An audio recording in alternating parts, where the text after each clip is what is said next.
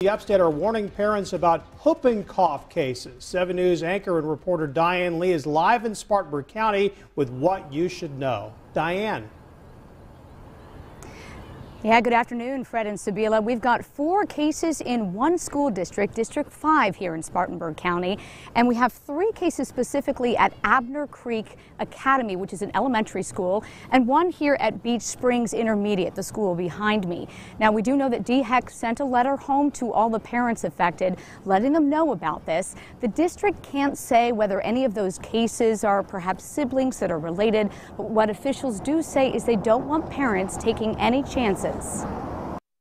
Here in our district, we do have 246 children that are religiously exempt and only 5, I believe, that are medically exempt from immunizations.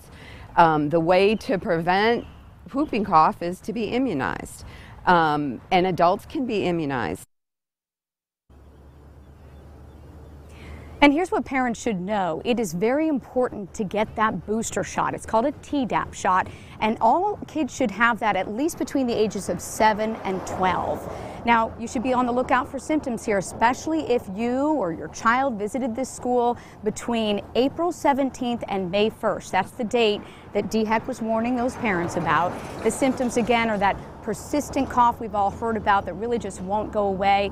If anybody in your family gets that, definitely see a doctor immediately. Live in Spartanburg County, Diane Lee, 7 News.